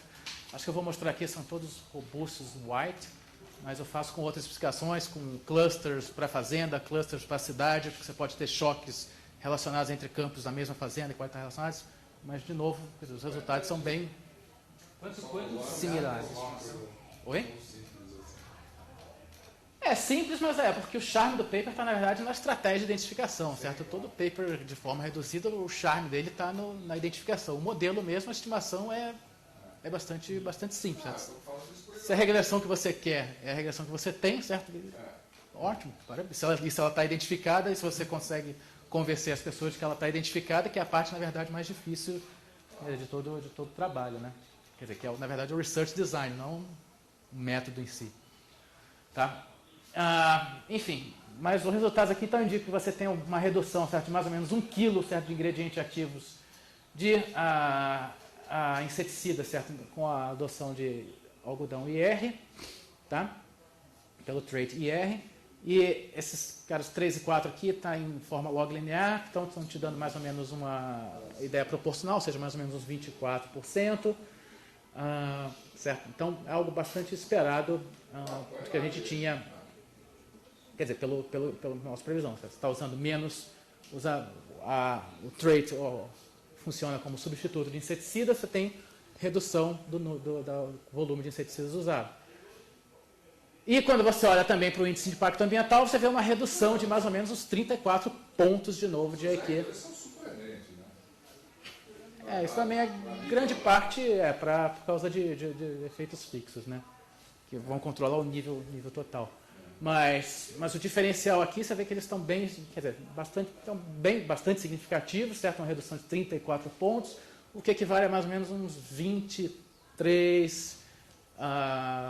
de impacto ambiental relacionado a inseticidas, e quando você olha para todos os herbicidas, os inseticidas do algodão, você tem uma redução também de mais ou menos uns 12%. Ou seja, tudo aqui certo?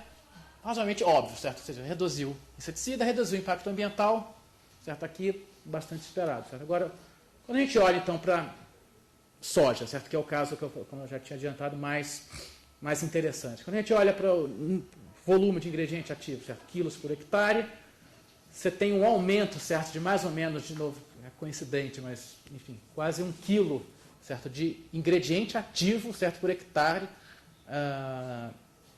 cultivado. Certo? O Greenpeace não pegou ainda, não? Oi? Vocês me falaram se pegaram esse artigo. O Greenpeace não pegou esse artigo ainda? Mas isso é algo que é razoavelmente esperado, certo? É o que todo mundo, quer dizer, espera, quer dizer, é um resultado que você vai aumentar a quantidade total de herbicida, certo? Mas mais e menos tóxicos. Quer mandar por e-mail para a Marinha. O Anderson fala que diminui, tá certo? O próprio Anderson usando esses mesmos dados. Diminui a quantidade de herbicidas. Então, você tem uma mudança Qual é lá os negócios dele? Acho que enfim, essa aqui é da mesma base. Não é da mesma base.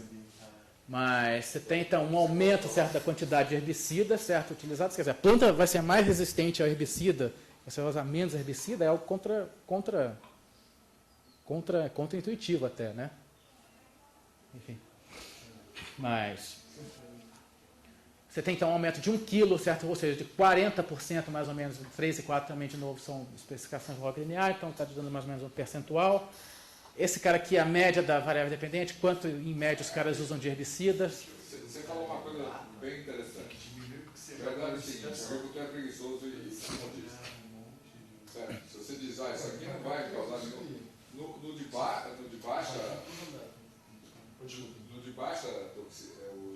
volume, o problema é o seguinte, é extremamente efetivo e tóxico. Se você errar um pouquinho, tá certo? Um ventinho jogar ele no terreno do vizinho, tá certo? Você vai sofrer um processo. Você está falando de herbicida? Os herbicidas, os herbicidas convencionais são muito tóxicos, baixo volume. Sim. Eles só aplicarem em baixo volume, bate um vento, ele pega no 2,4-D, por exemplo, que não é o caso. Se ele pegar uma alça de algodão, você vai ser processado, o cara perde tudo. Então, existe, é isso que você está falando. Aí existe uma certa slackness, o cara está realmente confortável. Em aplicar, mas esses caras aqui são aplicados em avião, que vão lá, spray. Agora em drone, vocês vão usar drone agora. Mas está usando. E agora, quando então, isso aqui é o total de herbicidas, certo? Ou seja, você tem aumento no total de herbicidas, e aí quando você olha, quando você quebra de novo os herbicidas em níveis de toxicidade, certo? De 1 ao 4, certo? De mais para menos os tóxicos, você vê o quê? Que dos caras menos tóxicos, 1 e 2, a redução só é um pouco significativa, mas assim, 0,84 quilos por hectare nos caras de toxicidade 1, também quase nada e não significativo nos tipos de 2, mas o que você tem de aumento nessas duas outras categorias aqui, muito mais do que compensa essa redução. Certo? Aí, assim, é o caso, como você está falando, talvez isso seja que o outro lá comentário. Você está conseguindo controlar as pragas de uma maneira muito eficiente. você está controlando as partes, mas é mais eficiente, mas enfim, o impacto ambiental resultante está sendo majorado, como a gente vai ver para frente. Então, quer dizer, você tem, isso é o que eu chamo do resultado de fraca substituição entre herbicidas de diferentes categorias, certo? E algo que aparece também nas perguntas qualitativas, certo? As perguntas, se vocês consideram os herbicidas pré-emergentes, que geralmente são esses caras aqui, certo? Que tem que ser aplicado antes da planta germinar, certo? E os pós-emergentes complementares, a maioria deles falam sim, eles trabalham mais como complementos do que como substitutos, certo? E se você vê nas perguntas também se eles seguem indicações, certo? Herbicida clássico 2 não pega os pós-emergentes também, não? Aqueles de fim de ciclo, também é complementar, se confunde com o glifosato. E eles são muito tóxicos. Tá? Qual que você está falando? Fusillade, cobra. Pode ser. Fusillade de cobra não é tara 1 e tara 2, tá? Mas não é para emergente. Tá. O emergente que ele está substituindo, metribuzin, trifuralina, nem sei se existe mais, fala aí para mim. Existe. Eu posso olhar lá. Tóxicas pra cacete, que você tem um efeito ambiental filha da puta, que é isso que o cara tá bravo, o Lander, porque você tem que incorporar no solo, depois você tem que gradear, então você tem mais gastos de máquina e você deixa o herbicida no solo, entendeu? Então se ele causa efeitos negativos sobre a microfauna, né, esses efeitos, talvez a classificação lá não capte esse tipo de efeito, o index. Tá. Mas lá também, quer dizer, tem os nomes dos herbicidas, mas eu não cheguei a ver se eles são, quer dizer a classificação não diz se é pré e pós, né? Isso na verdade você tem que garimpar os nomes dos herbicidas, o que é o que, certo? Mas imagino que a maioria dos pré estão aqui, certo? Dos pós estejam por aqui, certo? E quando você olha então para o número final, certo, do impacto ambiental, você também vê um aumento, certo, correspondente no índice de impacto ambiental. Então, que essa tabela então vai dialogar exatamente com a tabela anterior, certo? A fraca substituição entre herbicidas mais e menos tóxicos, certo, vai estar sendo refletido o quê?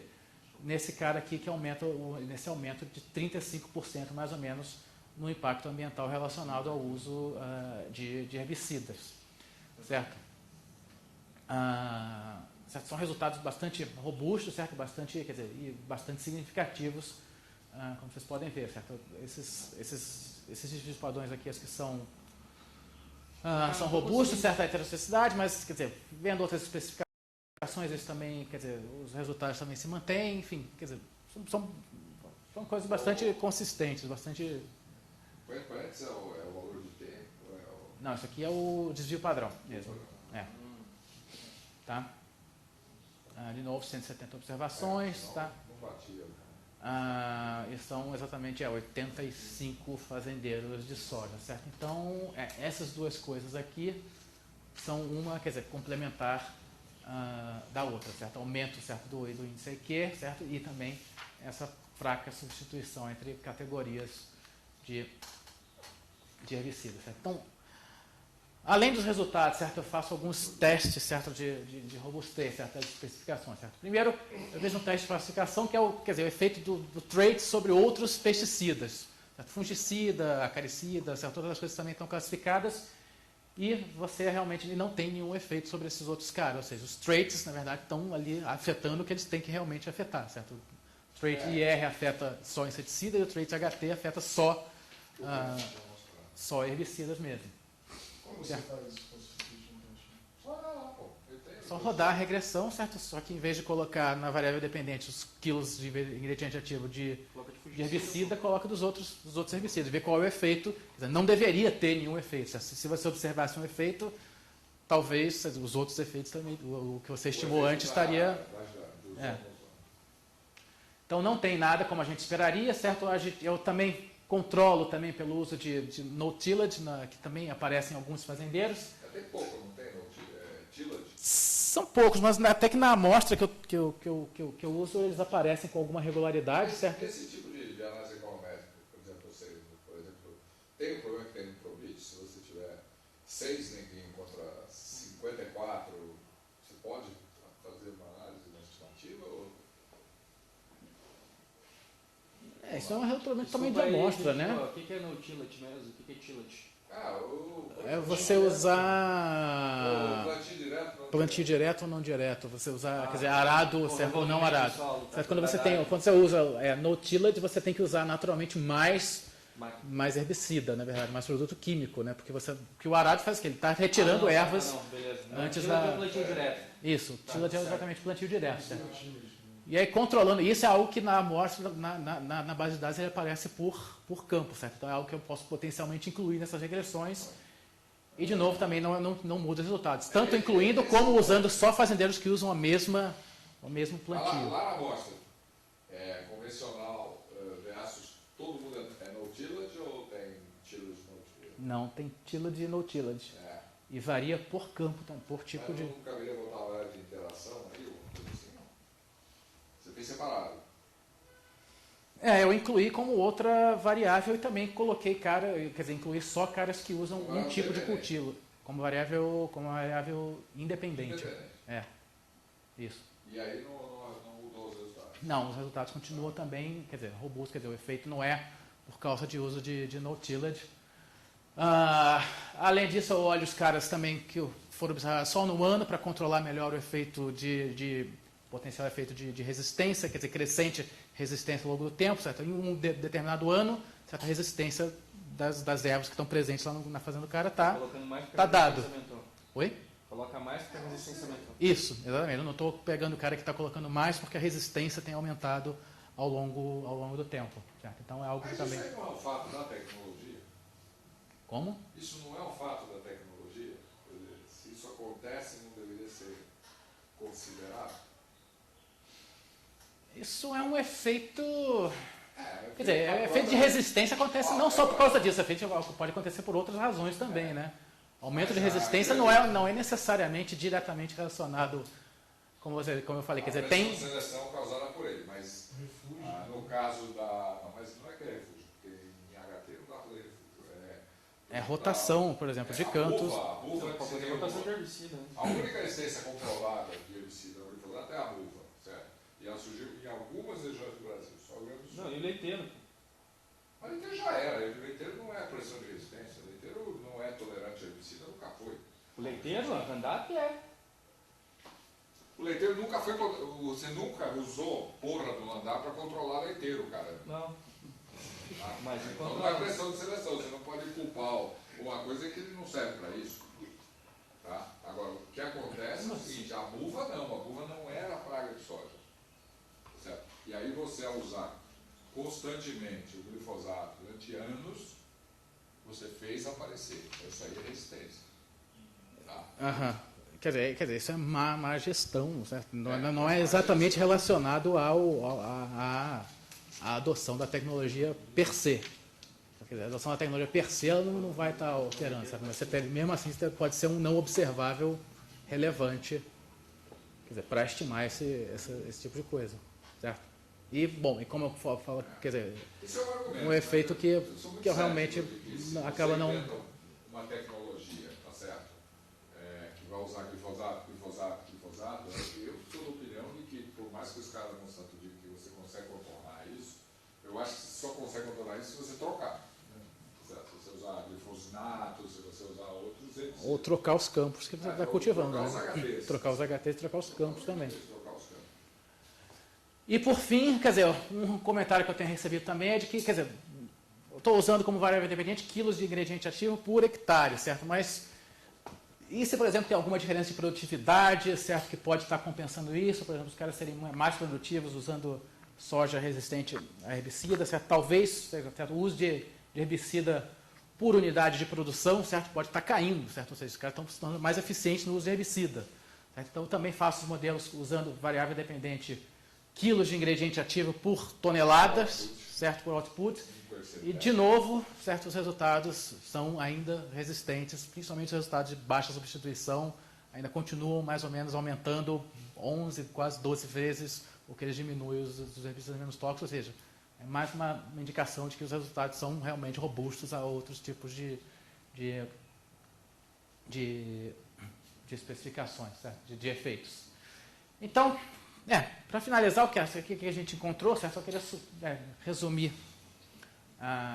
são quase uma hora, o que a gente encontrou por aqui, certo? Bom, o que a gente encontrou, bom, nos cultivos, certo, de algodão, certo, tem evidência de que o trait IR, certo, diminui, certo, efetivamente a quantidade de inseticidas e, claro, tem um ganho, certo, referente ao impacto ambiental, claro. Mas a soja, certo, por outro lado, você tem uma evidência de que o trait ele aumenta, certo, o uso de herbicidas, certo, que são considerados menos tóxicos, certo, mas você não tem o decréscimo, certo, correspondente a herbicidas mais tóxicos, ou seja, você tem um impacto líquido maior, impacto ambiental líquido maior, certo, do que você tem com referente ao uso de herbicidas, do que referente devido à adoção de sementes transgênicas em relação ao cultivo de sementes convencionais, certo? Então, isso está baseado, certo, no que eu chamo dessa evidência de fraca substituição entre herbicidas, certo? Tanto pelo perfil de fazendeiros que a gente tem aqui, que são caras educados, certo, com bastante informação, certo, ou seja, que seguem, certo, o que é recomendado, tendem a seguir o que é recomendado pelas extensões, pelas instruções técnicas. São profit seekers. São profit seekers, são caras que têm, quer dizer, ou seja, são unidades de produção bastante grandes, ou seja, tem todas essas evidências que não é um problema, certo, só meramente um problema de formação, mas mais um problema, uma questão de substituição técnica entre tipos de herbicidas, certo?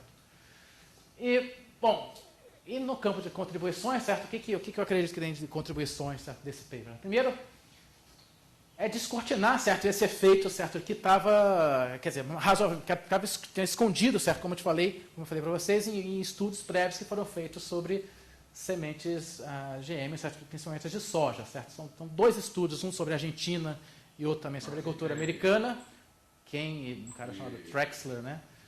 Fizeram um estudo mais recente sobre também a soja na Argentina, certo? Usando 2004, né? Acho que sim, 2004, 2013, que também vão na mesma análise, na mesma linha de que, bom, está aumentando o uso de herbicidas, mas esses herbicidas são menos tóxicos, então a gente pode conjecturar de que o impacto ambiental é menor, certo? Mas, quer dizer, olhar para essa coisa mais específica de substituição e impacto ambiental diretamente.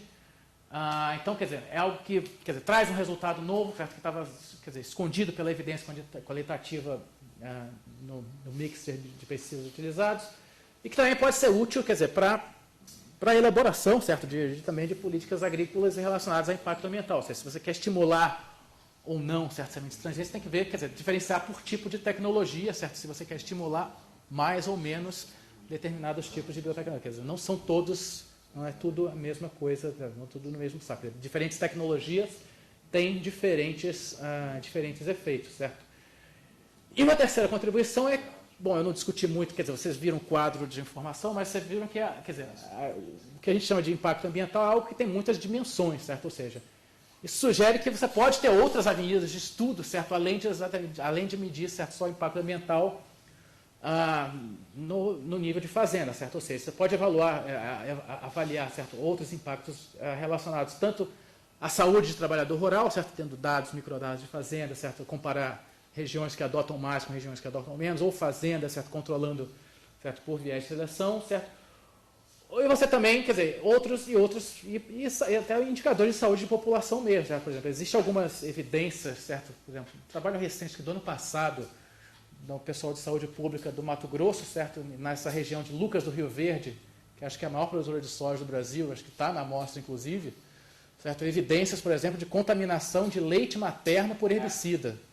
Não só acho que isso ficou Lucas, bastante. Tem várias cidades que repetiram o mesmo estudo, exatamente esse problema. E contaminação por herbicida não necessariamente em trabalhar direto, certo? Na cultura, certo? Uma coisa assim, tipo, Professor da área que trabalha na área rural, ou seja.